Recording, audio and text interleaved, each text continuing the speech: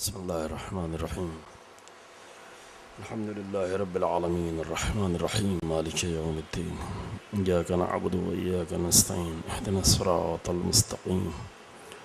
صراط الذين أنعمت عليهم غير المغضوب عليهم ولا الضالين. صدق الله العلي العظيم.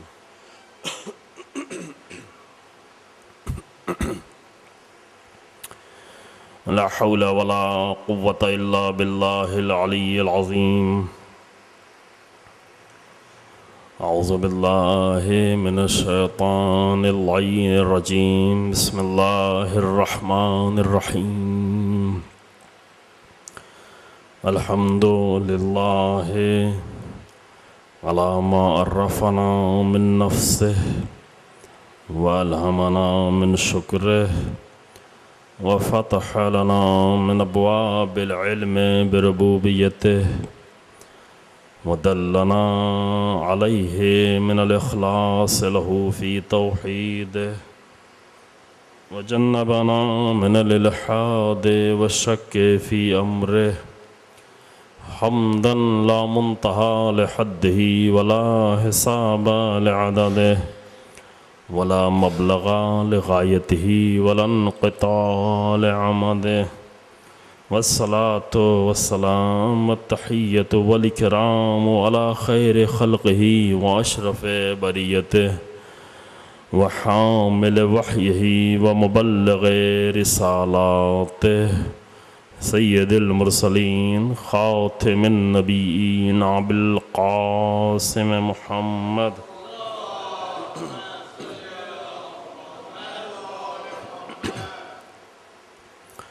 ثم الصلاة والسلام على أهل بيته الأطيبين الأطهرين المعصومين المظلومين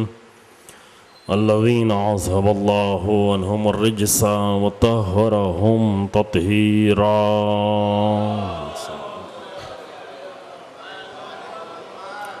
ولعنة الدائمة الباقية على أعدائهم أجمعين.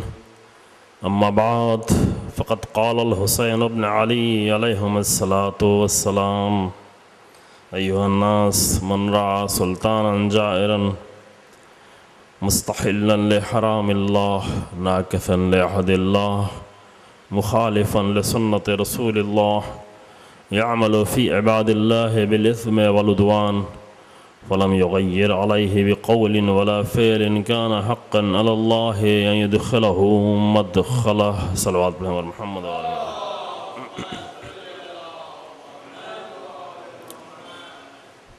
فرزند رسول حضرت امام حسین علیہ السلام کے اللہم صلی علی محمد و آل محمد کلام کا یہ حصہ جو مسلسل آپ کی خدمت میں پیش کیا جا رہا ہے، جس میں امام نے ایسے گروہ کی طرف اشارہ کیا ہے کہ جو اگر اپنے وقت کے تمام حالات کو دیکھتے ہوئے اور دین پر آنے والی مصیبتوں کو دیکھتے ہوئے اور دین میں کی جانے والی تبدیلیوں کو دیکھتے ہوئے حرام کو حلال اور رسول اللہ کی سنتوں کی مخالفت اور فسق و فجور اور دوسرے دینی اعمال میں تبدیلی، یہ سب کچھ دیکھتے ہوئے اگر کوئی ساکت اور خاموش رہتا ہے تو رسول اللہ نے یہ فرمایا کہ اللہ کو یہ حق حاصل ہے کہ اس خاموش انسان کا انجام اور ٹھکانہ وہی ہو جو ظالموں کا ٹھکانہ ہے، جو دین کو تبدیل کرنے والے کا ٹھکانہ ہے۔ ایک حدیث کہ جو کربلا کے تناظر میں اگر دیکھی جائے تو کربلا در حقیقت اس حدیث پر عمل کرنے کا نام ہے کہ جب سب خاموش ہوں اور سب ساکت ہوں تو وہاں پر حسین ابن علی نے اپنے ساتھیوں کے ساتھ اور اپنے گھر والوں کے ساتھ اللہ کی راہ میں قیام کیا، اور پھر اس قیام کے اثرات جس کی طرف مختصر طور پر آپ کے یہاں اشارہ بھی ہوا کہ امام کا قیام اور امام کا انقلاب اور امام کی تحریک فقط ایک وقتی تحریک اور ایک وقتی مومنٹ نہیں تھا کہ جو تھوڑی دیر کے لیے ہو کر ختم ہو جانے والا تھا، بلکہ امام نے ایک ایسی تحریک شروع کی اور اس کی بنیادیں اتنی مضبوط رکھیں کہ جب تک انسان باقی ہے، جب تک اسلام باقی ہے، اس وقت تک حسین ابن علی کی تحریک بھی جاری ہے، اور یہ مومنٹ رکنے والا نہیں ہے۔ اس کے جو فوری اثرات تحریک کربلا کے تھے وہ وہیں خود کربلا والوں پر پڑے، کربلا والوں کے دونوں پہلو پر، دونوں طرف، دونوں لشکر پر پڑے۔ جو لوگ حسین ابن علی کے ساتھ تھے ان پر کربلا کی تحریک کا یہ اثر پڑا کہ ان کا مقام وہ دین میں اتنا آگے بڑھتے چلے گئے کہ اگرچہ معصوم نہیں تھے، اگرچہ بہت سارے لوگ معصوم گھرانوں سے نہیں تھے، اگرچہ بہت سارے لوگوں کا معصوم گھرانوں سے کوئی رشتہ نہیں تھا، لیکن انہوں نے حسینی تحریک میں شریک ہو کر اپنے مقام کو اتنا زیادہ بلند کر لیا کہ آئمہ بھی آ کر ان کے بارے میں کہتے ہیں کہ بے ابی انتم و امی، تم پر میرے ماں باپ قربان ہو جائیں۔ یہ امام کی زبان کے جملے ہیں کربلا والوں کے لیے، بے ابی انتم و امی، ہمارے ماں باپ تم پر قربان ہو۔ یعنی معمولی گھرانوں سے آئے ہوئے لوگوں نے اپنے آپ کو حسین ابن علی کے مومنٹ اور تحریک میں شریک کر کے اپنے مقام کو اتنا بلند کر لیا کہ وقت کا امام ان کے لیے کہتا ہے کہ ہماری جانیں اور ہمارے ماں باپ تم پر قربان ہو۔ یہ کربلا والوں کا مقام تھا۔ یہ حسین ابن علی کے ساتھیوں پر ان کا اثر تھا، حسینی تحریک کا اثر تھا کہ اگر کربلا میں حسین ابن علی کی تحریک میں وہ شریک نہ ہوتے تو کبھی بھی وہ مقام نہیں مل سکتا تھا۔ عزیزو، ٹھیک ہے بلند شخصیتیں تھیں اس میں، لیکن سب کچھ ہوتے ہوئے حبیب ابن مظاہر کبھی بھی وہ حبیب ابن مظاہر نہیں بن سکتے تھے کہ ان کا نام لیا جائے اور ان کا مصائب پڑھا جائے تو 1375 سال گزر جانے کے بعد بھی لوگ رو رہے ہوں۔ یہ کربلا میں شریک ہونے کے بعد ان کا یہ مقام ہو، زہیر کا نام لے کے لوگ رو رہے ہوں، حر کا نام لے کر لوگ رو رہے ہوں، وہب کلبی کا تذکرہ سن کے لوگ لے رہے ہوں، رو رہے ہوں۔ یہ سب کچھ در حقیقت اثر تھا حسینی تحریک کا خود اپنے لشکر کے اوپر۔ یہ نہیں کہ ایک تحریک ہے جو بعد میں اس کا اثر آنا شروع ہوگا، نہیں، فوراً خود اپنی سپاہ پر یہ اثر پڑنا شروع ہوا۔ کہ اگر خود اسی پر گفتگو کی جائے تو ایک لمبی گفتگو کی ضرورت ہے کہ ایک ایک پر کتنا اثر پڑا۔ مثلا عثمان، مثلا زہیرقین کی جو عثمانی تھے اور امیر المومنین کے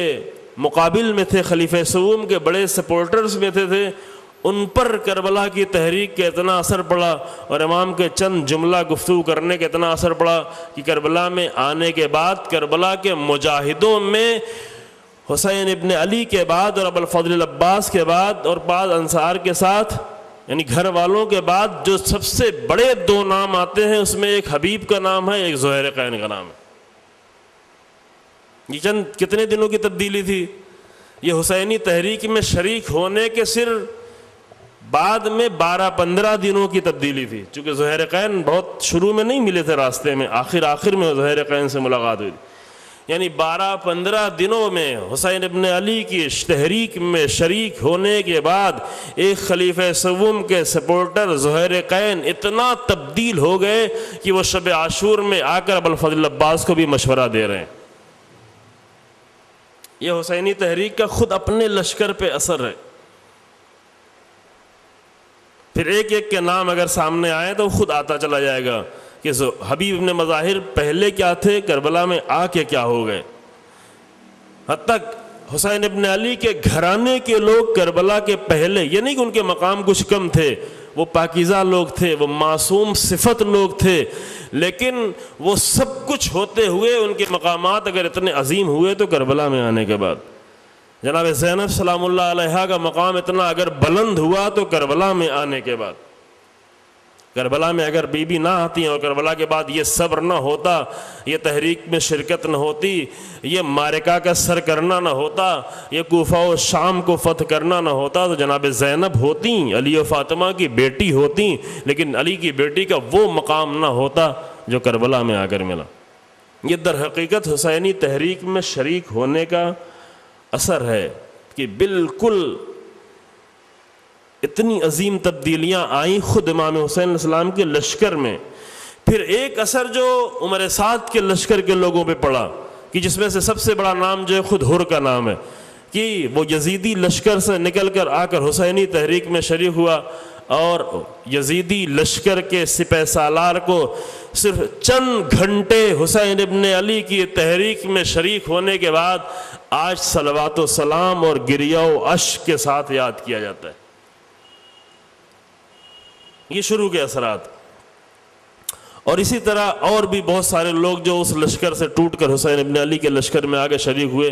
کہ جن کے لیے پہلے بتایا گیا کہ تقریباً 32 لوگوں کے نام ہیں جو آ کر حسین ابن علی امام کے ساتھ آئے اور شہید ہوئے۔ یہ اثرات فوری اثرات تھے امام کی تحریک اور موومنٹ کے، اپنے لشکر پر اور عمر سعد کے لشکر پر۔ پھر عمر سعد کے لشکر میں بہت سارے لوگ جو آئے تھے لیکن لڑنا نہیں چاہتے تھے، امام کو قتل نہیں کرنا چاہتے تھے، مجبوراً انہیں زبردستی کر کے بھیج دیا تھا، ان پر جو اثرات پڑنا شروع ہوئے وہ بعد میں ظاہر ہونا شروع ہوئے۔ چونکہ کوفے میں جب بعد میں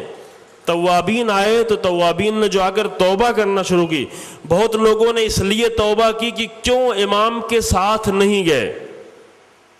بہت لوگوں نے اس لیے توبہ کی کہ کیوں کوفے میں بیٹھے رہ گئے۔ بہت سارے لوگ جو کوفے میں بیٹھے رہنا چاہتے تھے ان کو زبردستی پکڑ کر عمر سعد کے لشکر میں بھیجا گیا، انہوں نے جا کر جنگ نہیں کی، امام پر تیر و تلوار شاید نہ بھی چلائے ہوں، لیکن ان کے اوپر امام کے عمل کا اور امام کی تحریک کا اثر پڑتا رہا۔ پھر کربلا کے فوراً بعد ایک اثر تو وہ جو آپ کے سامنے تھوڑا تھوڑا بیان بھی کیا گیا کہ جناب زینب سلام اللہ علیہ کے ذریعے سے، امام سید سجاد علیہ الصلوۃ والسلام کے ذریعے سے، اللہم صلی علی محمد، جو فوری اثرات پڑے ہیں کوفے پر، شام پہ حتیٰ، وہ شام کہ جہاں پر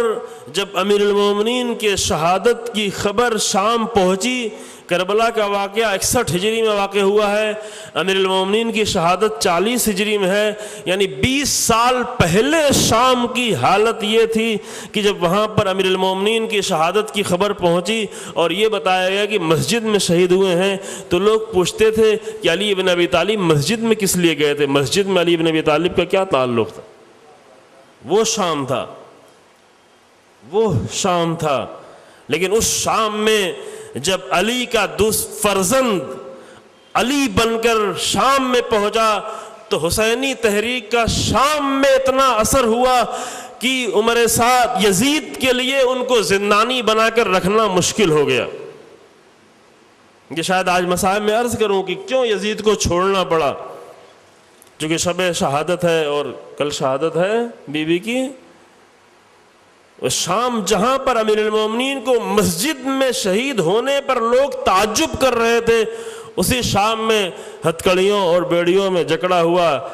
علی کا لال اور علی کا بیٹا اور علی کا فرزند جب شام میں آ کر مسجد جامع شام میں خطبہ دیا تو اس کا یہ اثر ہوا کہ چند دن ہی گزرنے کے بعد شام میں اتنا کھلبلی مچی کہ یزید کو اپنی حکومت سنبھالنا مشکل ہوئی اور مجبور ہو کر اہل حرم کو آزاد کرنا پڑا۔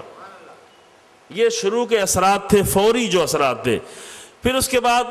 چونکہ عرض کیا کہ ہم تفصیل میں ابھی نہیں جائیں گے، اس کے لیے پورے خود الگ سے موضوع کی ضرورت ہے اور الگ سے گفتگو کی ضرورت ہے جو اثرات تھے کربلا کے، لیکن صرف یہ اشارہ کریں کہ فوری جو اثرات ہوئے کوفے میں، مدینے میں، مکے میں، پورا کوفہ اٹھ گیا اور آ کر انہیں کوئی بھی پرواہ نہیں تھی، فقط وہ یہ کہتے تھے کہ مجھے نہ کچھ چاہیے ہے، نہ کچھ لینا ہے، نہ حکومت کرنی ہے، نہ کچھ انعام لینا ہے، مجھے فقط اس جرم میں کہ کیوں حسین ابن علی کا ساتھ نہیں دیا، اس جرم میں مجھے اپنی جان دینی ہے۔ اور ایک دن میں کوفے میں 12,000 لوگ مارے گئے توبہ کرنے والے، کہ جنگ کافی دنوں تک چلی، الگ الگ دنوں میں الگ الگ تعداد تھی مرنے والوں کی، لیکن صرف ایک دن میں کوفے میں 12,000 لوگوں کو قتل کیا گیا، یا اگر ان کی توبہ قبول مانی جائے تو کہو کہ شہید کیا گیا، جو بھی کہہ سکیں، لیکن 12,000 لوگ صرف کوفے میں ایک دن میں۔ اور پھر اس کے بعد جو حکومت آئی جناب مختار کی حکومت اور پورا کوفے کا تختہ پلٹا، ادھر مدینے کی حالت یہ تھی کہ مدینے میں لوگ اٹھ کھڑے ہوئے. وہ مدینہ جس کے لیے میں نے آپ کی خدمت میں عرض کیا کہ حسین ابن علی کے لشکر میں پورے مدینے میں اپنے خاندان کو چھوڑ کر ایک بھی مدینے سے نہیں آیا امام کی مدد کرنے کے لیے. ایک شخص بھی امام کی مدد کرنے نہیں آیا. اور شہدائے کربلا میں مدینے میں ایک انسان بھی مدینے کا نہیں ہے. اسی مدینے میں اتنا بڑا انقلاب آیا کہ ہزاروں لوگوں نے اپنی جانیں دیں. پورا مدینہ بدل گیا. بنی امیہ کو مدینے سے نکال دیا گیا, قربانیاں دی گئیں. البتہ انجام کے طور پر بہت ہی دردناک واقعہ ہے مدینے کا جو ابھی یہاں فی الحال بیان نہیں کیا تھا. لیکن اتنا ہوا کہ کربلا کے اثر کے نتیجے میں فوری جو اثرات ہوئے ہیں وہ یہ ہوئے کہ اب نہ مدینے والوں کو اپنی جان کی پرواہ ہے, نہ کوفے والوں کو اپنی جان کی پرواہ ہے, کیونکہ حسینی تحریک کا اتنا اثر کوفے اور مدینے اور مکے میں آنا شروع ہو گیا. حنظلہ جو رسول اللہ کے صحابی تھے اور بزرگ صحابی تھے اور جوانی میں ان کی شہادت ہو گئی تھی, اور روایات میں یہ ملتا ہے, تاریخ میں یہ ملتا ہے کہ اسی دن ان کی شادی ہوئی تھی. حنظلہ کی شادی کی پہلی شب تھی اور پہلی شب ابھی تمام نہیں ہوئی تھی, ابھی اندھیرا باقی تھا کہ انہوں نے گلیوں میں گھوڑوں کے دوڑنے کی آواز سنی اور اسلحوں کی جھنکار کی آواز سنی. باہر نکل کے پوچھا کہ کیا خبر ہے, کیا بات ہے؟ کہا کہ رسول اللہ نے حکم جہاد دیا ہے اور لوگ جہاد کے لیے نکل رہے ہیں. انہوں نے کہا کہ ٹھیک ہے پھر میں بھی آتا ہوں, اور گئے اور نکلے اور چلے آئے. شادی کی پہلی شب, ایک جوان جس کی شادی آج شب میں ہوئی ہے, جس کے پاس بہت سارے بہانے تھے کہ ابھی ہم جہاد بعد بھی کر لیں گے, بعد میں جان بھی دے دیں گے, بعد میں رسول اللہ کی مدد کریں گے, آخر شادی کی ہے, بیوی کی ذمہ داری ہے, سسرال والوں سے کیا کہیں گے, اپنے لوگوں سے کیا کہیں گے, یہ سارے بہانے تھے. لیکن کوئی بھی بہانہ نہیں. جیسے ہی یہ خبر سنی کہ لوگ جا رہے ہیں تو انہوں نے کہا میں بھی آتا ہوں. انہوں نے اپنا اسلحہ اٹھایا اور لے کے چل پڑے. چلتے رہے, میدان میں چلے گئے. بیچ میں کہیں فرصت بھی نہیں ملی کہ غسل کر پاتے. توجہ فرمائی آپ نے,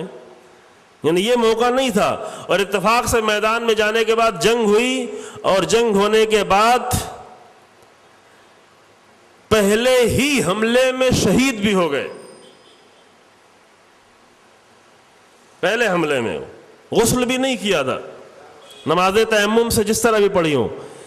لیکن پہلے ہی حملے میں شہید ہو گئے. شہید ہونے کے بعد شام کو جب جنگ ٹھہری تو جنگ ٹھہرنے کے بعد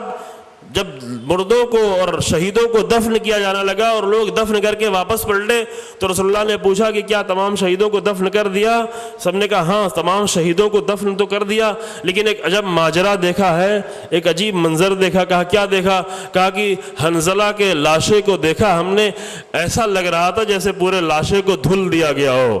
بھیگی بھیگی میت تھی, بھیگا بھیگا لاشا تھا. سمجھ میں نہیں آیا کہ میدان جنگ میں یہ لاش بھیگی ہوئی کیوں تھی, دھلی ہوئی لاش کیوں تھی. تو رسول اللہ نے فرمایا کہ وہ حنظلہ تھے کہ ان کو آ کر فرشتوں نے غسل دیا ہے, اور شہادت کے بعد تاریخ میں ان کا لقب پڑا حنظلہ غسیل الملائکہ. بیوی نے لکھا کہ کیا کہ مجھے ایک تحریر لکھ کے دے دو تاکہ اگر میرا بچہ پیدا ہو تو معلوم ہو کہ یہ آپ کا بچہ ہے. اور بچہ پیدا ہوا عبداللہ نام کا, اور اس عبداللہ کے 10 بیٹے تھے. مدینے میں حسین ابن علی کی شہادت کے بعد عبداللہ نے اپنے 10 بیٹوں کے ساتھ اور پورے مدینوں کو لے کر قیام کیا اور بنی امیہ کے خلاف اٹھے, جنگ کی, بنی امیہ کو مدینے سے باہر نکالا, اور اس کے بعد خود بھی وہاں پر حکومت قائم کی. اور نتیجہ یہ ہو کہ بعد میں بہت بڑا لشکر مدینے سے آیا اور ایک بڑی جنگ ہوئی جس کے نتیجے میں ان کے سارے بیٹے شہید ہوئے, خود بھی شہید ہوئے, مدینے کے بہت سارے لوگ شہید ہوئے. اور بہت دردناک مدینے کا واقعہ ہوا کہ عمر سعد نے, کہ یہ بات شاید کبھی اہل سنت بھی سن رہے ہوں, جو بعض لوگ ایسا کہتے ہیں کہ یزید نے شاید توبہ کر لی ہو, کہ یزید نے 3 سال حکومت کی اور 3 سال کی حکومت میں 3 بڑے جرم کیے. پہلے سال حسین ابن علی کی شہادت, اور دوسرے سال مدینے میں واقع حرہ کی پورے مدینے کو ویران کر دیا، اور صرف مدینے کو ویران نہیں کیا بلکہ یزید کے مسلمان لشکر کے سپہ سالار نے یہ اجازت دے دی کہ 3 دن تک رسول اللہ کے مدینے میں، جہاں ابھی بہت سارے اصحاب بھی موجود تھے اور اصحاب کی بیویاں اور بیٹیاں بہت ساری موجود تھیں، 3 دن کے لیے مدینے کو آزاد کر دیا گیا کہ سب کے لیے آزادی ہے، جو چاہے کر سکتے ہیں۔ کہ تاریخ میں لکھا ہے کہ ہزاروں ناجائز بچے مدینے میں پیدا ہوئے اس واقعے کے نتیجے میں۔ یہ ان لوگوں کے لیے عرض کر رہا ہوں کہ جو کبھی کبھی یہ کہتے ہیں کہ یزید نے بھی توبہ کر لی ہوگی۔ یہ دوسرے سال کا جرم تھا کہ رسول اللہ کے مدینے میں مسجد نبوی کو استبل بنایا گیا، گھوڑے باندھے گئے، اور رسول اللہ کے اصحاب، ان کے ازواج، ان کی بیویوں، ان کی بیٹیوں کی حرمتیں پامال کی گئیں۔ یہ دوسرے سال کا جرم تھا۔ اور تیسرے سال مکے پہ حملہ کیا گیا، اور مکے دور کی پہاڑیوں سے مکے پر آگ اور پتھر برسائے گئے، یہاں تک کہ خود کعبہ بھی منہدم ہو گیا، اور اسی حالت میں یزید فی النار ہوا۔ اسی حالت میں جب یہ حملہ ہو رہا تھا مکے پر، اسی حالت میں یزید فی النار ہوا۔ اور جب یزید کے مرنے کی اور فی النار ہونے کی خبر آئی تو یزید کا لشکر گھبرا گیا، اور پھر دوبارہ حملہ کر کے ان کو منتشر کیا گیا، اور اس کے بعد یہ 3 سال کا کارنامہ تھا۔ لیکن یہ میں اس بات کو بھی نہیں عرض کر رہا ہوں، میں یہ عرض کر رہا ہوں کہ کربلا کے اثرات کتنے پڑے، کوفے پر کیا اثر ہوا، مدینے پر کیا اثر ہوا، مکے پر کیا اثر ہوا، اور اس کے بعد تیسری منزل میں کربلا کے اثرات کا جب تیسرا مرحلہ آیا، پہلا مرحلہ خود اپنے زمانے میں کوفے میں اور شام میں اثرات، امام کے لشکر پہ اثرات، عمر سعد کے لشکر کے اثرات، دوسرا مرحلہ کوفے پر اثرات، مدینے پر اثرات، مکے پر اثرات، بڑی جنگیں، اب اس کی ڈیٹیل میں یہاں نہیں جایا جا سکتا۔ لیکن جب تیسرا مرحلہ شروع ہوا تو پورے عالم اسلام میں ظالم اور باطل حکومتوں کے خلاف قیام ہونا شروع ہو گیا۔ یہ تیسرا مرحلہ تھا، اور بہت بڑے پیمانے پر بڑی بڑی حکومتیں ہوا کرتی تھی، لیکن ہر طرف سے خطرہ، ہر طرف سے جنگ، ہر طرف سے قیام، ہر طرف سے انقلاب کی کوششیں، اور کتنے لوگ شہید ہوئے۔ امام حسن علیہ السلام کی اولاد میں کتنے لوگ شہید ہوئے، امام ذی العابدین علیہ السلام کی اولاد میں کتنے لوگ شہید ہوئے، اور کتنا انتقام ہوا، اور کتنا، یہاں تک کہ بنی امیہ کی حکومت کہ معاویہ کے دور میں لوگ کہتے تھے اتنی مضبوط حکومت جس نے امام حسن سے حکومت چھین لی، جس نے امام علی علیہ السلام کو حکومت کرنے میں کتنی مشکلات پیدا کی، جو آپ کے سامنے میں نے عرض بھی کیا، ایسی حکومت کو لوگ دیکھ کر کہتے تھے کہ یہ حکومت تو 1000 سال تک بھی ختم نہیں کی جا سکتی۔ بنی امیہ کی حکومت اتنی مضبوط حکومت ہو گئی ہے کہ اسے 1000 سال تک بھی ختم کرنا مشکل ہے۔ لیکن کربلا کے واقعے کے بعد اثر یہ ہوا کہ حتیٰ 50 سال بھی مضبوطی کے ساتھ حکومت نہیں کر سکے، اور 100 سال سے کم کی مدت میں یہ حکومت ختم ہو گئی۔ 100 سال بھی نہیں، 70-80 سال کے اندر اندر بنی امیہ کی حکومت ختم ہو گئی۔ اور بنی عباس بھی جب حکومت کرنے آئے تو آل محمد کا نام لے کر اور یہ نعرہ لگاتے ہوئے کہ رضا لآل محمد، ہم جو کچھ بھی کر رہے ہیں اور بنی امیہ سے جو بھی جنگ کر رہے ہیں وہ آل محمد کو راضی کرنے کے لیے کر رہے ہیں، آل محمد کو خوشنود کرنے کے لیے اور خوش کرنے کے لیے کر رہے ہیں۔ لیکن جب ان کو حکومت ملی تو وہ آ کر خود بنی امیہ سے بھی بڑے ظالم بن گئے اور حکومتیں کرنا شروع کی۔ لیکن بنی عباس کی حکومت کو بھی، جو کئی 100 سال تک حکومت چلی، اس حکومت کو بھی ہر دور میں جو سب سے بڑا خطرہ رہتا تھا وہ کربلا کا خطرہ رہتا تھا، زیرو، اور کربلا والوں کا خطرہ رہتا تھا۔ یہ وہ اثرات تھے جو مسلسل چلتے رہے، جاری رہے اثرات، اور امت مسلمہ میں ایک تحریک اور ایک بیداری جو مسلسل چلتا رہا وہ کربلا ہی کے نتیجے میں تھا، جس کے آج کے اثرات جو ہم نے کل آپ کے سامنے تھوڑا سا آپ کے سامنے پیش کیے۔ تھوڑی سی میں ایک تاریخ یہاں پر اور بیان کرتے ہیں کہ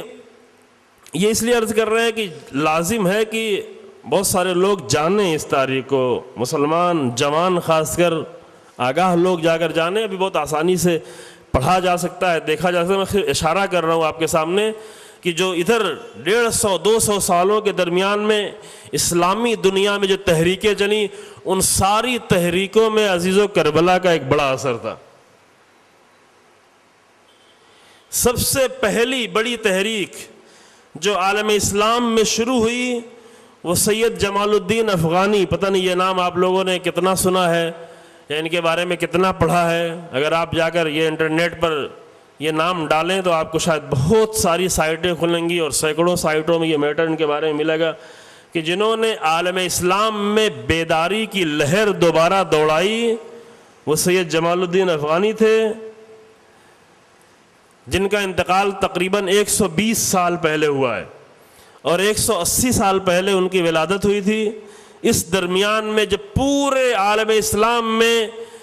انگریزوں کا، یعنی صرف انگریز نہیں، یعنی برطانیہ، کہیں پہ برطانیہ، کہیں پر فرانس، کہیں پر پرتگال، کہیں پر اسپین، ان ملکوں کا جہاں پر قبضہ تھا اور پورا عالم اسلام ہاتھ سے چلا گیا تھا، صرف ذلت ہی ذلت تھی. جو لوگ بزرگ ہیں وہ شاید انہوں نے اچھی طریقے سے لمس بھی کیا ہو، نزدیک سے دیکھا بھی ہو، اور قریب سے چند سال پہلے واقعات جو پیش آئے. جوانوں نے شاید اگر تاریخ پڑھی ہو، چونکہ ابھی ہسٹری جو ہے وہ ایز اے سبجیکٹ کبھی کبھی پڑھائی جاتی ہے، وہ بھی وہ لوگ پڑھتے ہیں کہ جو آرٹ کے سبجیکٹ میں پڑھ رہے ہوں، کہ ابھی کوئی اس کو پڑھنے کو تیار نہیں ہوتا کیونکہ اس میں پیسہ نہیں ہے. ابھی صرف علم وہی پڑھا جاتا ہے جس میں پیسہ ہو. یہ زمانے کی، آج کے دور کی مشکلات میں سے، جبکہ ہسٹری ایک بہت ہی اہم سبجیکٹ ہے. ہسٹری کا فائدہ یہ ہے کہ ہسٹری پڑھنے سے انسان کا شعور اور عقل بڑھ جاتی ہے. تاریخ پڑھنے سے، یعنی تاریخ کا یہ اثر ہے، تاریخ پڑھنے سے انسان میں انالائز کرنے کی صلاحیت پڑھنا شروع ہو جاتی ہے. ایک دانشمند بھی گزرے ہیں جنہوں نے بہت ہی اثر ڈالا ہے مغربی دنیا میں، بیکن نام کا شاید آپ نے سنا ہوگا، برطانیہ کے. اس کا ایک آرٹیکل تھا بہت پہلے، ہم لوگوں کورس میں داخل تھا، اس کو پڑھا تھا کہ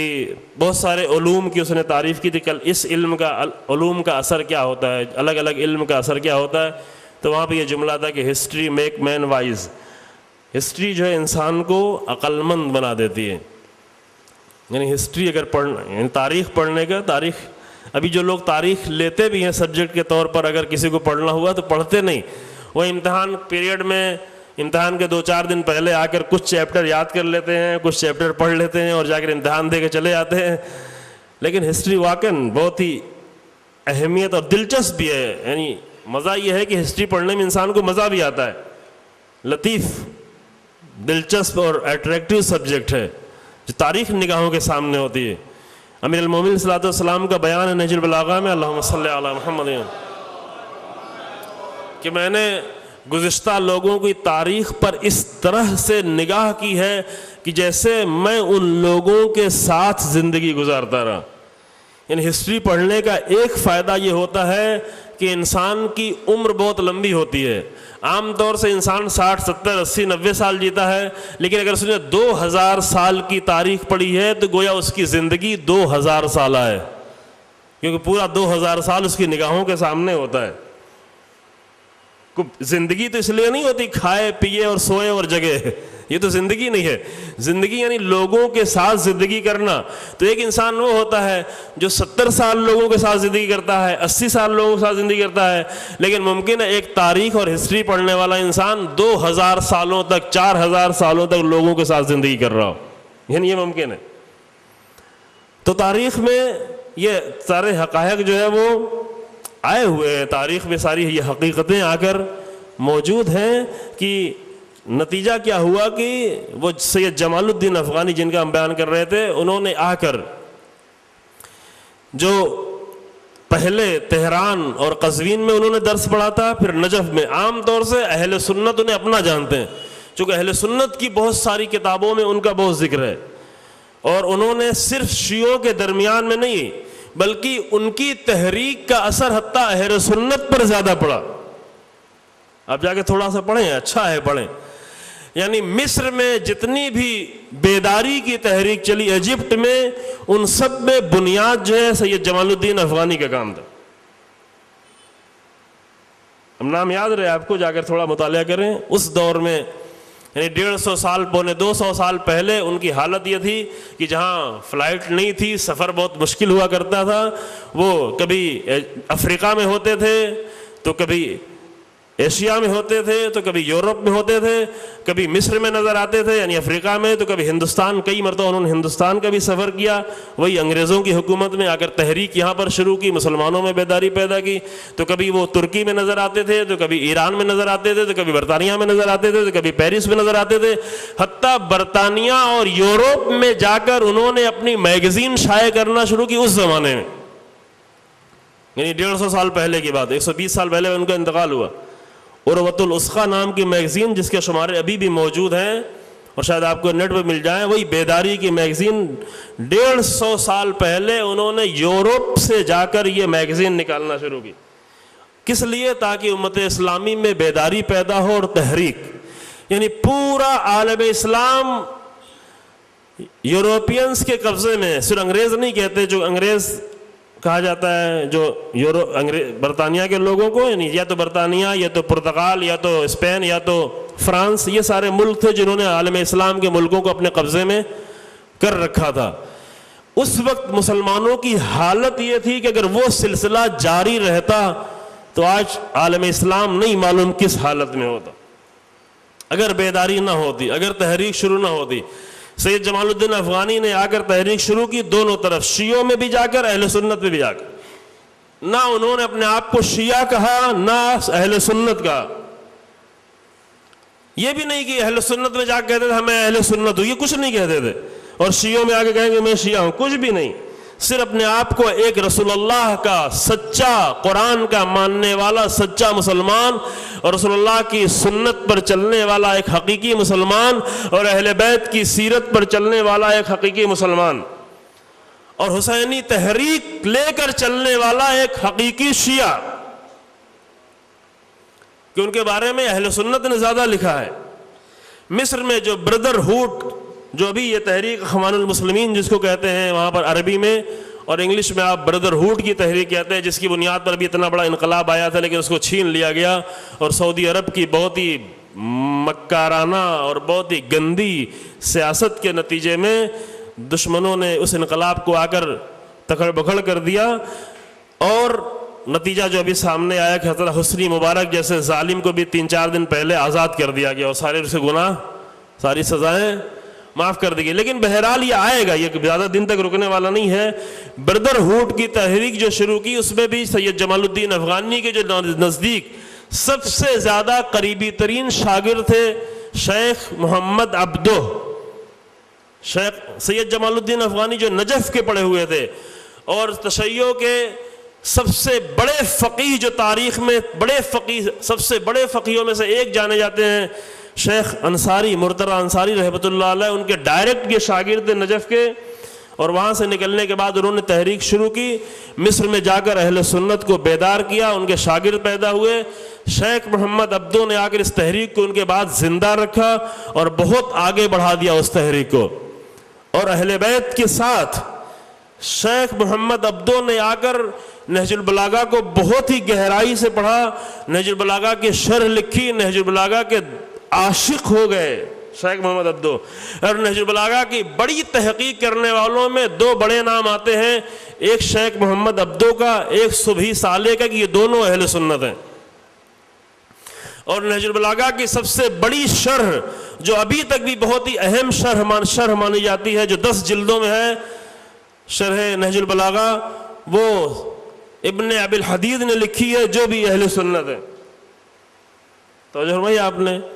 اور امیر المومنین کے اس قدر فضائل بیان کیے ہیں شیخ محمد عبدو نے بھی اور ابن ابی الحدید نے بھی، کہ امیر المومنین کے عربی کے اہم ترین جو امیر المومنین کے بارے میں قصیدے کہے گئے ہیں، ان تمام قصیدوں میں ابن ابی الحدید کا قصیدہ سب سے بلندی پر رکھا جاتا ہے۔ تو جناب آپ نے یہ کچھ جو ہے لازم ہے کہ کچھ معلومات جو ہے یہ آپ لوگوں تک پہنچے کہ یہ ہیں کارنامے جو رہے ہیں لوگوں کے۔ اور شیخ محمد عبدو نے ایجپٹ میں جو تحریک شروع کی، وہ ابھی بڑھتے بڑھتے یہاں تک پہنچی جو اخوان المسلمین یا بردر ہوڈ کے نام سے۔ اس کی بنیاد بھی سید جمال الدین افغانی کی تحریک کا اثر تھا، اور سید جمال الدین افغانی میں جو تحریک تھی وہ در حقیقت کربلا کی تحریک کا اثر تھا۔ یعنی عالم اسلام میں پہلی بیداری جو شروع ہوئی انگریزوں کے قبضے کے بعد پورے عالم اسلام میں، چونکہ افریقہ میں بھی قبضہ تھا، ایشیا میں بھی قبضہ تھا، ہر ملک تقریباً جو ہے عالم اسلام کا قبضے میں تھا برطانیہ کے. سب سے پہلی انگریزوں کے خلاف جو تحریک شروع ہوئی اور بیدار کیا گیا وہ سید جمال الدین افغانی کی تحریک تھی، اور سید جمال الدین افغانی کی تحریک میں سب سے بڑا اثر وہ کربلا کی تحریک کا تھا. توجہ میں ہے آپ نے، یہ اثرات ہے کربلا کے. حتیٰ اس کی طرف ہمارے بعض جوان ہم لوگ بھی متوجہ نہیں کہ جانے کی کربلا نے کیا کیا ہے تاریخ میں. اگر یہ اثرات نہ ہوتے تو آج مسلمانوں کی کیا حالت ہوتی. ابھی بھی بہت اچھی حالت نہیں ہے، کہ یہ حالت اس لیے اچھی نہیں ہے کیونکہ ان تحریکوں کے ساتھ لوگ نہیں چل پائے، اور ابھی تک بھی بہت سارے لوگ چلنے کو تیار نہیں ہیں. یہ تو کچھ لوگ چلے جنہوں نے بچا کے کچھ رکھا. شیخ محمد عبدو جیسے لوگ ملے، ادھر سیریا میں ایک بڑی تحریک شروع ہوئی، لبنان میں تحریکیں آئی. سید عباس موسوی رحمۃ اللہ علیہ، جن کو اسرائیل نے ان کی جاتی ہوئی کار کو، جس کا ویڈیو بھی موجود ہے، کار کو ہیلی کاپٹر کے ذریعے سے ٹارگٹ کر کے ڈائریکٹ کار پر جو ہے بم مارا. حزب اللہ کے حسن نصر اللہ سے پہلے کے جو جنرل سیکرٹری تھے، اور اس کے پہلے شیخ راغب شہید، یہ سب شہید ہیں. یہ وہ تحریک چلانے والے لوگ تھے جنہوں نے آ کر اسلامی دنیا کا چہرہ بدلا. جہاں پر یہ تحریکیں چلی وہاں پر آج اسلام کچھ اور نظر آ رہا ہے، جہاں پر یہ تحریکیں نہیں چلی وہاں کا اسلام کچھ اور نظر آ رہا ہے. سعودی عرب کا اسلام جا کر دیکھیں تو کچھ اور نظر آئے گا، لبنان کا اسلام جا کر دیکھیں تو کچھ اور نظر آئے گا. کیونکہ جہاں پر تحریکیں چلیں، جہاں پر بیداری اور زندگی کی تحریک چلی وہاں کچھ اور اسلام نظر آتا ہے، جہاں نہیں ہوا، نہیں ہونے دیا گیا، وہاں کچھ اور اسلام نظر آتا ہے. پھر اور بھی بڑے نام ہیں، محترم نام ہیں، کہ جس تحریک کا سب سے بڑا اثر جو بعد میں ہم آپ کے سامنے بیان کریں گے، شاید کل بھی تھوڑا آپ کے سامنے بیان کریں، یہ تاریخی حقیقت، لیکن ایک عظیم کارنامہ عالم اسلام میں جو سامنے آیا وہ اس طرح سے پیش آیا. سید جمال الدین افغانی کی ایک خوبی یہ تھی کہ وہ اہل سنت میں جا کر عوام میں تحریک چلاتے تھے، شیعوں میں آ کر علماء میں تحریک چلاتے تھے. اس کی وجہ بھی شہید مطہری نے یہ بتائی ہے، چونکہ اہل سنت کے علماء یہ کہتے تھے، جو کل آپ کے سامنے پیش کیا، اہل سنت کے علماء یہ کہتے تھے کہ حاکموں کے خلاف ہمیں کچھ نہیں کرنا چاہیے، حاکم اولی الامر ہیں، حاکم لوگ جو ہے وہ بادشاہ لوگ وہی اولی الامر ہیں، ان کی اطاعت کرنا چاہیے. لہذا سید جمال الدین افغانی اہل سنت علماء کی طرف نہیں گئے بلکہ اہل سنت عوام کی طرف گئے. لیکن شیعہ علماء پر انہیں بھروسہ تھا، شیعہ علماء کی طرف آئے اور شیعہ علماء میں انہوں نے بیداری پیدا کی. اور وہ واقعہ آپ کا سنا ہوا ہوگا، بار بار شاید سنا ہوا کہ جو مرزائے شیرازی نے فتویٰ دیا تھا تمباکو کی حرمت کا، اس تمباکو کی حرمت کے فتوے کے پیچھے بھی سید جمال الدین افغانی کا خط تھا. انہوں نے خط لکھ کر انہیں متوجہ کیا تھا کہ کتنی بڑی آفت آنے والی ہے عالم شیعت پر. وہ خط ابھی تک موجود ہے. یعنی ماجرا آپ کو معلوم ہوگا کہ سگریٹ کے تجارت کا جو معاہدہ ہوا برطانیہ اور ایران کے درمیان میں تمباکو کا، کہ وہ تمباکو کے ذریعے سے اپنے پورے شاخوں کو پھیلانے جا رہے تھے. اور سید جمال الدین افغانی چونکہ اس دور میں سارے ملکوں کا سفر کرتے تھے اور تمام حالات سے پوری طرح سے آگاہ تھے، لہذا انہوں نے متوجہ کیا کہ نتیجہ کیا ہونے والا ہے. کیونکہ ہندوستان میں خود کیا ہوا تھا، ہندوستان میں ایسٹ انڈیا کمپنی کی ایک تجارتی بزنس کی کمپنی نے آ کر ایک تھوڑی سی تجارت کرنا شروع کی تھی، لیکن اس تجارت کے ذریعے سے مال خریدتے انسانوں کو خریدنا شروع کیا، بادشاہوں اور نوابوں کے لوگوں کو خریدنا شروع کیا. اور نتیجہ یہ ہوا کہ کچھ مدت گزرتے ہی پورے ہندوستان میں ان کی انگریزوں کی حکومت آتے اور پورے ہندوستان پر قبضہ ہو گئے. یعنی کام ایک تجارت سے شروع ہوا تھا، پھر پورے ہندوستان پر آ کر قبضہ ہو گیا. یہ بھی ہسٹری میں آپ نے پڑھا ہوگا جنہوں نے نگاہ کی. ایسٹ انڈیا کمپنی کی جو شروع ہوا تھا یہیں آپ کے ساؤتھ سے، جس میں خود آپ کے چنئی کا بھی بہت بڑا رول تھا کہ شروع میں فرانس اور برطانیہ کی بہت ساری جنگیں یہیں پر ہوئیں، لیکن آخر میں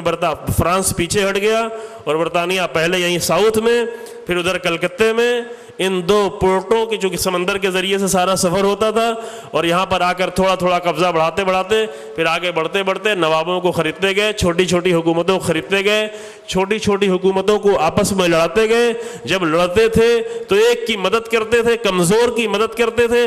اور کمزور کی مدد کر کے مضبوط کو ہراتے تھے، اور اس کو ہرانے کے بعد پھر ان کو اپنے اختیار میں لیتے تھے۔ پھر بڑھتے بڑھتے بڑھتے یہاں تک کہ دلی کی حکومت بھی اپنے ہاتھوں میں لے لی۔ شیعہ حکومتیں جو تھیں، لکھنؤ کی شیعہ حکومت، اس کو بھی اپنے کنٹرول میں لے لیا۔ بہت ساری جانیں گئیں، بہت ساری ناموس کو اپنی جان دینی پڑی، خواتین کو اپنی جان دینی پڑی، بہت کچھ ہوا تاریخ میں، یہاں تک کہ ایک کمپنی کے ذریعے سے آ کر پورے ملک پر قبضہ کر لیا۔ اور یہی سارا کام ایران میں ہونے جا رہا تھا، لیکن سید جمال الدین افغانی جیسا بیدار انسان، اس نے وقت کے فقیہ اور مجتہد کو بھی آگاہ کیا خط لکھ کر، اور انہوں نے آ کر فوراً یہ فتویٰ دیا کہ تمباکو کا بزنس حرام ہے، تمباکو پینا بھی حرام ہے۔ چھوٹا سا مسئلہ تھا، یوں تمباکو پینا حرام نہیں تھا، لیکن ایک ایسا عمل کہ جس کے ذریعے سے کسی بھی امت مسلمہ کو یا دین کو نقصان پہنچ رہا ہو، اس کو وقتی طور پر حرام قرار دیا جا سکتا ہے، اس کی حرمت کی بنا پر نہیں، تمباکو کے حرام ہونے کی بنا پر نہیں، بلکہ عالم اسلام کو نجات دینے کے لیے حرام قرار دیا گیا۔ لیکن یہ دو مسئلہ الگ الگ ہے، اور اس فتوے کا اثر اتنا ہوا کہ حتیٰ شاہ کے دربار سے بھی حقہ اٹھا کر پھینک دیا گیا۔ یہ آپ نے سنا ہوگا، یعنی شاہ، اس کے دربار سے بھی تمباکو اور حقہ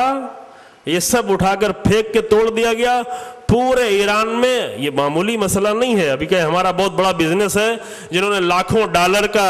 سامان لا کر خرید کے رکھا ہو ہول سیل کے لیے اور دوسروں کو دینا ہو، وہ آ کر سارا اپنا تمباکو اٹھا کر باہر روڈ پر پھینک دیں، یہ کوئی معمولی کام نہیں ہے،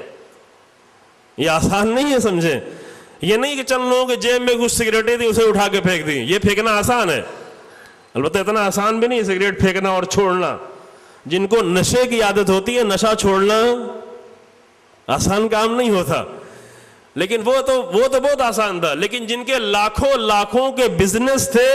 ان سب نے بھی اپنے تمباکو کو اپنے اسٹور سے نکال کر باہر روڈ پر پھینک دیا، سب خط، اور شاہ کے دربار سے بھی حقہ پھینک دیا گیا۔ اور یہاں پر پھر برطانیہ کی ایک فتوے کے نتیجے میں ساری سازش ناکام ہو گئی،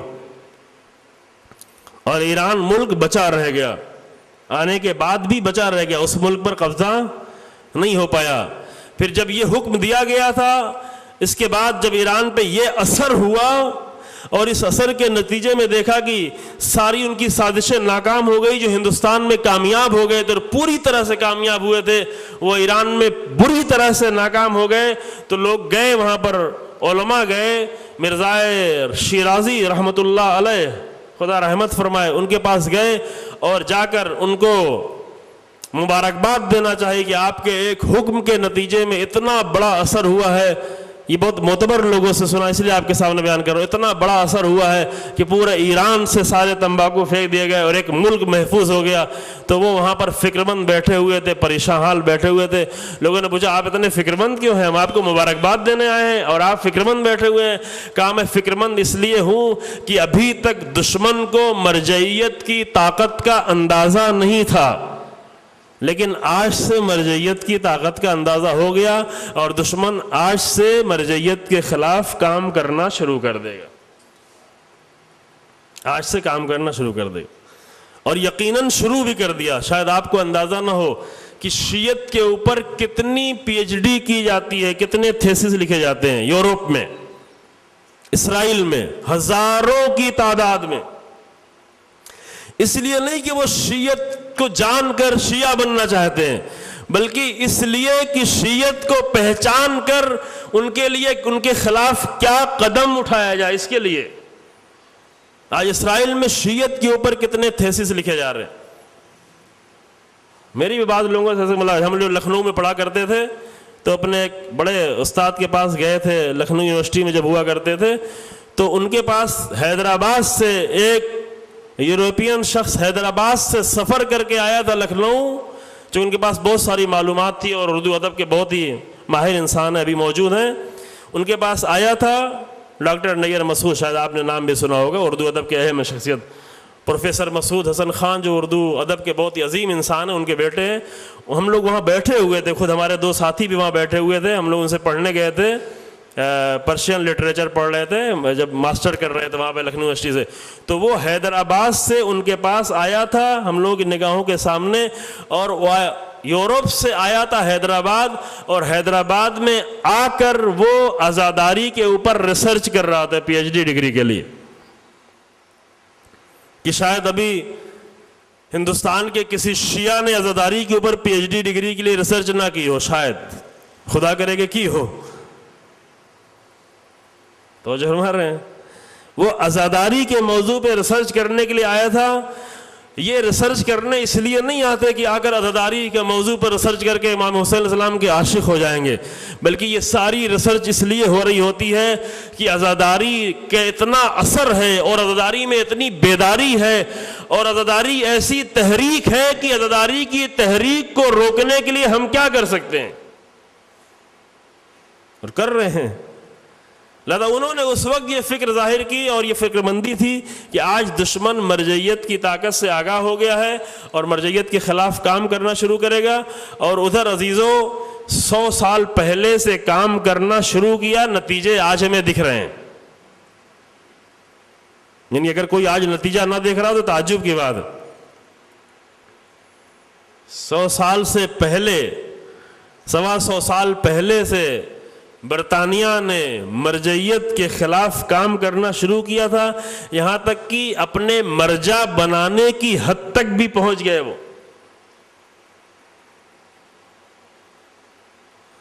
ابھی قم میں، نجف کے حوزے میں، یہ خطرات جو وہاں کے بیدار لوگ ہیں وہ باقاعدہ متوجہ کر رہے ہیں کہ حوزوں کے اندر بھی آ کر برطانیہ کی طرف سے کوشش کی جا رہی ہے، اور شیعت کی صحیح فکر کے مقابلے میں دوسری فکر باقاعدہ پروپیگیٹ کی جا رہی ہے، باقاعدہ اس کا درس دیا جا رہا ہے، اور خطرات آنے والے ابھی مرجعیت کی حد تک بھی پہنچ چکے ہیں. اور شاید عنقریب شیعت میں ایک فرقہ بالکل جدا ہو جائے کہ تقریباً جدا ہونے کی حالت میں ہو چکا ہے تقریباً. کہ البتہ اس فرقے کا نام بھی ایران اور عراق وغیرہ میں اس فرقے کا نام بھی تقریباً رکھا جا چکا ہے شیرازی فرقے کے نام سے،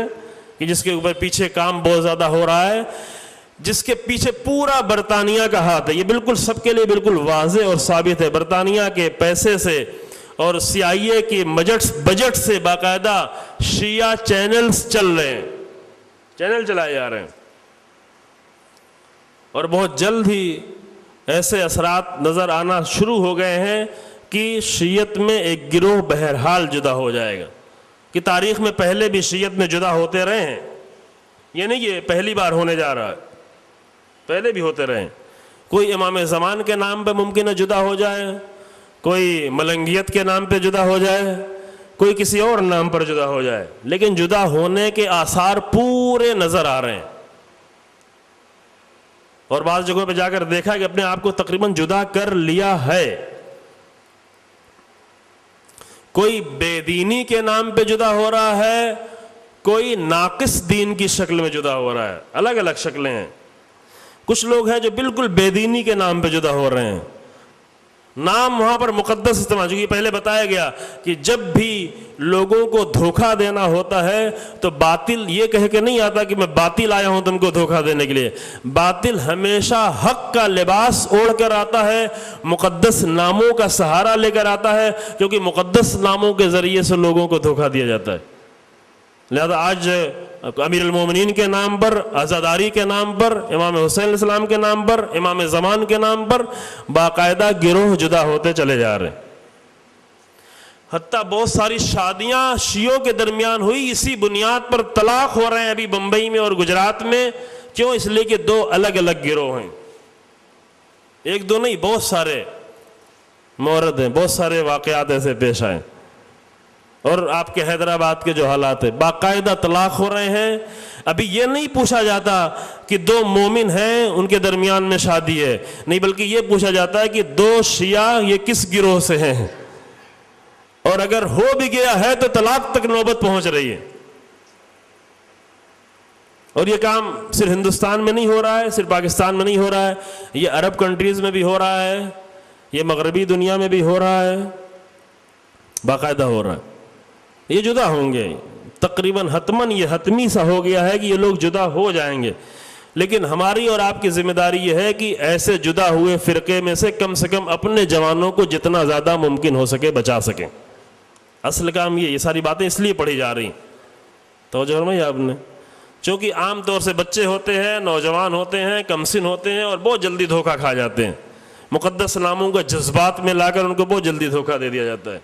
جذباتی باتیں کر کے بہت جلدی دھوکہ کھا جاتے ہیں، نام بڑے بڑے استعمال ہوتے ہیں، امیر المومنین کا نام استعمال ہوتا ہے، امام زمان کا نام استعمال ہوتا ہے، دھوکہ کھا جاتا ہے۔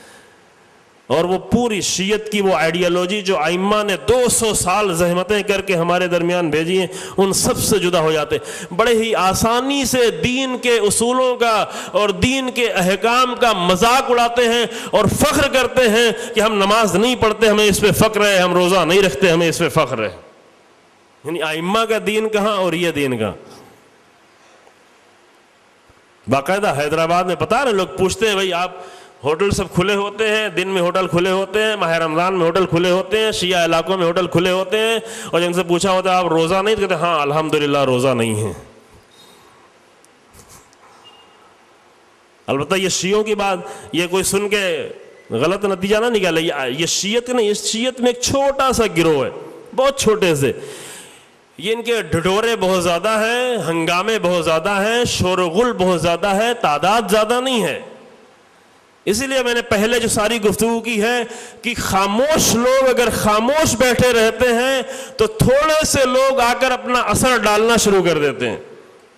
لہذا وہ اوپر سے چلنے والی چکی یہ سب کچھ نہیں کر رہی ہوتی ہے، بلکہ نیچے کی چکی جو خاموش رہتی ہے وہ بھی اپنا کردار ادا کر رہی ہوتی ہے۔ لہذا ایسے وقت میں نہ علماء کی خاموشی جائز ہے، نہ ذاکرین کی خاموشی جائز ہے، نہ سننے والوں کی خاموشی جائز ہے۔ خاموشی وہاں اچھی ہے جہاں اپنے اوپر کوئی تکلیف آ رہی ہو، لیکن اگر دین پر تکلیف آ رہی ہو تو وہاں پر خاموشی جائز نہیں ہوتی عزیزو۔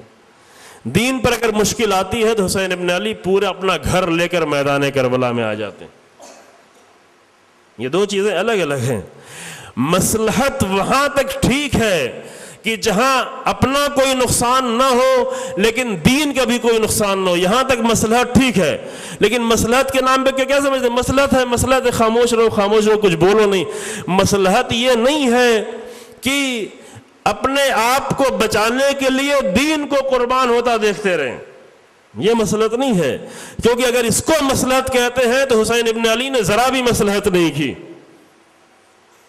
مصلحت وہاں ہے کہ جہاں دین کو کوئی نقصان نہ ہو تو وہاں پر اپنے آپ کو بچانے کے لیے بعض جگہ خاموش رہا اپنے لیے، لیکن اگر دین کو نقصان ہو رہا ہو تو وہاں پر کوئی بھی مصلحت نہیں رہتی، وہاں پہ صرف دین کی مصلحت ہوتی۔ اور یہ سارے حالات جو ہے بہت ہی ابھی تو بہت واضح ہو گئے ہیں، بہت زیادہ واضح ہو چکے ہیں، لیکن جو تھوڑا اگر بڑے پیمانے پہ نہیں دیکھتے تو شاید ان کے لیے لگ رہا ہے کہ یہ تو چھوٹے سے شہر کی بات ہے، یہ تو مدراس کی بات ہے، یہ تو بنگلور کی بات ہے، یہ تو حیدرآباد کی بات ہے۔ نہیں، ایسا نہیں ہے، ایک بڑا کام ہو رہا ہے، پوری دنیا کے لیے ہو رہا ہے۔ حتیٰ 20-22 دنوں پہلے قم میں، اصفہان میں، تہران میں، مشہد میں ایسے بہت سارے دفتر، ایک مرجع جو اپنے آپ کو کہتا ہے، جس کی مرجعیت کسی بھی طرح ثابت نہیں ہے، اس کے بہت سارے دفتر کو بند کر کے دفتر کے لوگوں کو زندان میں ڈالا گیا کیونکہ شیعت کا چہرہ خراب کر رہے تھے۔ یہ بھی 20-22 دن پہلے کی بات ہے۔ اور جن کا پروپیگنڈا یہاں پر ہندوستان میں بہت 10 سالوں سے کیا جا رہا ہے، بہت بڑے پیمانے پر ہر مسجد میں، ہر عزا خانے میں، ہر گھر میں کیلنڈر نظر آ رہے ہوتے ہیں، جبکہ مرجع جو الہی مرجع ہوتا ہے وہ کبھی اپنا بجٹ اس بات پہ خرچ نہیں کرتا کہ میرا پرچار کیا جائے۔ توجہ فرمائی آپ نے، ایک پیسہ بھی خرچ کرنا جائز نہیں سمجھتے، لیکن یہ 10 سالوں سے جو سلسلہ جاری ہے، 10 سالوں سے اس بعد لوگ سمجھ رہے تھے کہ بعد میں کیا ہونے والا ہے، اور ابھی 2-4 سال میں اور جو بہت کچھ ہو جائے گا وہ بھی سامنے آ جائے گا۔ لیکن بہرحال نتیجہ یہ ہوگا کہ شیعت کا دو چہرہ ابھی بالکل آمنے سامنے نظر آ رہا ہے، جو 10 سال پہلے نہیں تھا، اور 2-4 سال بعد یہ اور بھی سامنے آ جائے گا، یعنی ٹکراؤ کی حالت میں اور شدید ٹکراؤ کی حالت۔ یہاں پر یہ ساری باتیں عرض کیا، کسی ساری باتیں سے اس لیے عرض کی جا رہی ہیں تاکہ انسان کو یہ احساس ہو کہ ایسے مسائل میں خود کو کس طرح محفوظ رکھا جا سکتا ہے،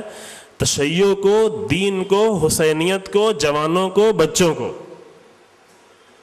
لہٰذا یہ وقت جو ہے خاموشی سے بیٹھنے کا وقت نہیں ہے۔ یہ 10 دن ہم نے امام حسین علیہ الصلوۃ والسلام کی زبانی رسول اللہ کی حدیث اسی لیے پیش کی ہے کہ ایسے دور میں جہاں دین کی تباہی کا سامان فراہم کیا جا رہا ہو وہاں پر خاموشی کا کوئی بھی موقع نہیں رہتا، کیونکہ نتیجہ وہ ہوتا ہے کہ اگر ایسے وقت میں کوئی خاموش ہو تو رسول اللہ فرماتے ہیں کانا حقاً علی اللہ ان یدخلہ مدخلہ، تو اللہ کو یہ حق حاصل ہے کہ خاموش انسان کا بھی انجام وہی کرے جو ظالم کا انجام ہو، جو دین کو تبدیل کرنے والے کا انجام۔ بس ہمارا وقت بھی تمام ہو گیا عزیزوں۔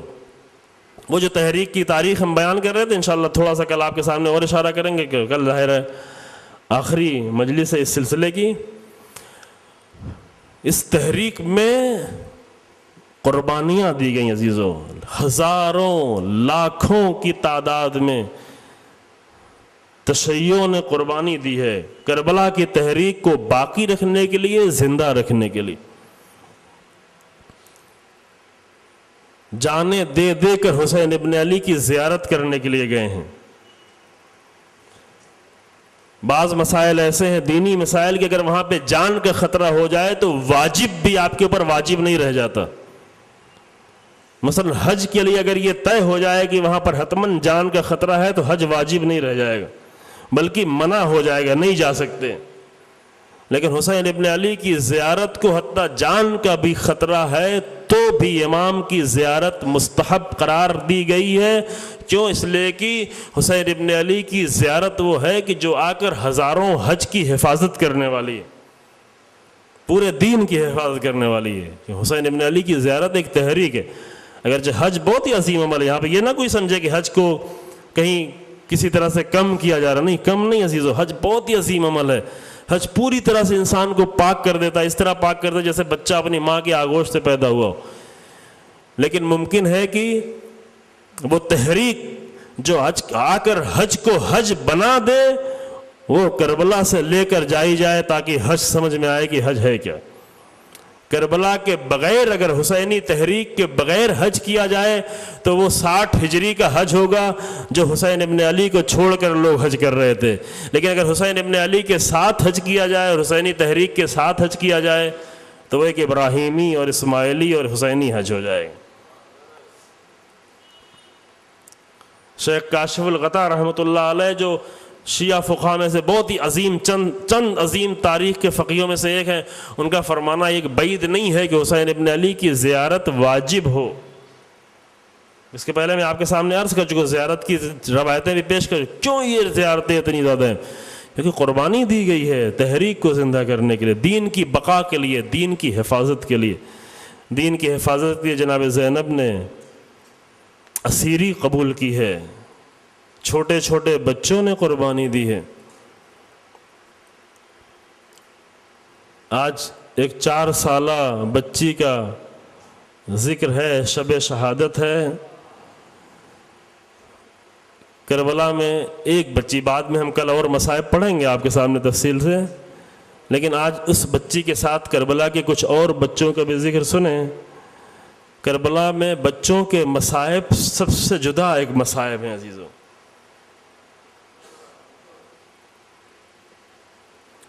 کربلا کے جو چھوٹے چھوٹے بچے ہیں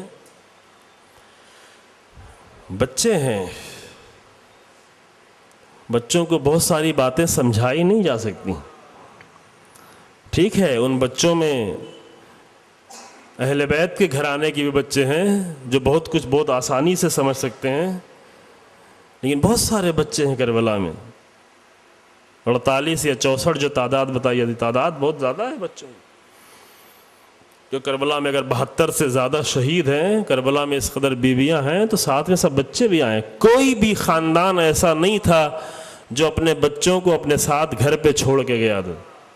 سب اپنے بچوں کو اپنے ساتھ لے کر آئے تھے۔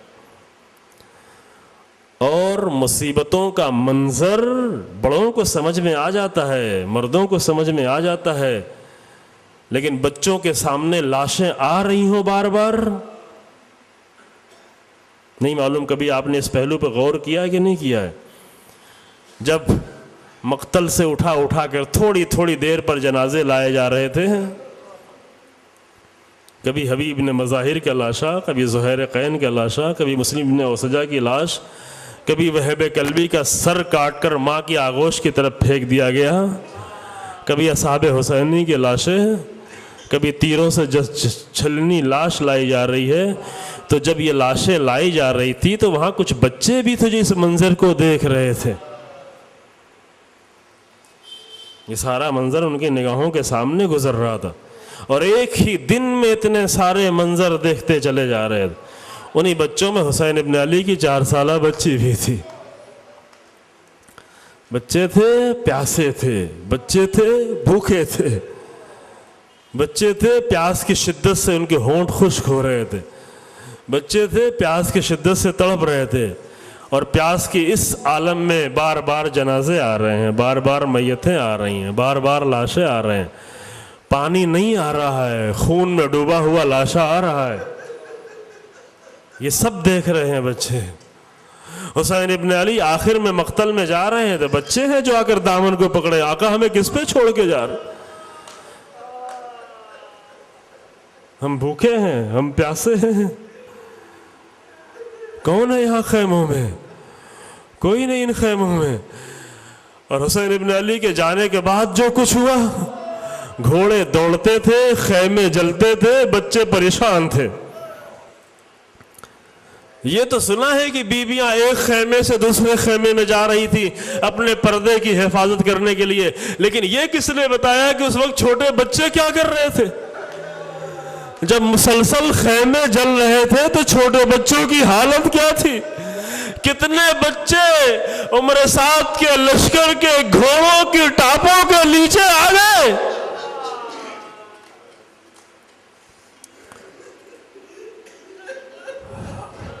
یہ کربلا ہے، یہ شام غریبہ ہے، یہ بے سہارا بچے ہیں، وہ بچے ہیں جنہوں نے تھوڑی دیر پہلے یتیمی دیکھی ہے، جنہوں نے تھوڑی دیر پہلے اپنے باپ کے کٹے ہوئے سر دیکھے ہیں، لاشیں دیکھے ہیں، جس میں سے نکلتا ہوا خون دیکھا ہے۔ ان بچوں کو تسلی چاہیے ہے، ان بچوں کو دلاسا چاہیے ہے، ان بچوں کو چاہیے کوئی آ کر سینے سے لگائے، کوئی آ کر سر پہ ہاتھ پھیرے، گھبرائے ہوئے بچوں کو کوئی پانی دے۔ لیکن یہ سب تو کچھ نہ ہوا، بلکہ گھوڑے دوڑتے رہے، خیمے جلتے رہے، بچے پریشان دوڑتے رہے۔ حسین ابن علی کی 4 سالہ بچی کبھی ادھر جاتی تھی، کبھی ادھر جاتی تھی۔ دامن میں لگی ہوئی آگ ہے، بھڑکتے ہوئے شعلے ہیں، کوئی سر پہ ہاتھ تو کیا پھیرے، کانوں سے بالیاں چھیری جا رہی ہے، کانوں سے خون ٹپک رہا ہے۔ اب یہ نہیں معلوم کہ کتنے بچے، لیکن 2 جملہ سنے عزیزو بس مصائب کا، بچے چلے ہیں، بیویوں کے ساتھ بچے چلے ہیں کوفے کی طرف، لیکن کس حالت میں؟ یہ تاریخ بتاتی ہے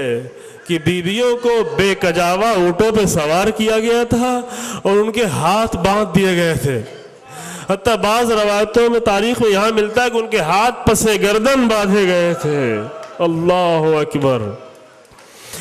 پسے گردن بدھے ہوئے ہاتھ، اونٹوں کی حرکت، ایسے دوڑتے ہوئے اونٹوں پر خود کو سنبھالنا مشکل ہے، اپنے بچوں کو کون سنبھالے گا؟ بس یہ ہم مصائب نہیں پڑھ سکتے، لیکن ہاں اتنا معلوم ہے، ایک جملہ صرف پڑھتے ہیں عزیزوں، کہ یہ معلوم ہے کہ کربلا سے جب کاروان اہل حرم چلا تھا تو بہت سارے بچے بیویوں کے ساتھ تھے، لیکن کیا ہوا کہ جب کربلا سے کاروان واپس پلٹا اور مدینے کے قریب آنے لگا اور محمل کا پردہ، اس وقت جب مدینے آ رہے تھے تو اب کجاوے بھی تھے، اب محملیں بھی تھی، محمل کے پردے بھی تھے، محمل جب مدینے سے قریب کاروان پہنچا تو جناب ام کلثوم نے محمل کا پردہ ہٹایا اور ہٹانے کے بعد مرثیہ پڑھا. اس مرثیہ کے ایک دو اشعار یہ تھے: مدینۃ جدنا لا تقبلینا فبالحسرات والاحزان جینا. اے ہمارے نانا کے مدینے، ہمیں قبول نہ کرنا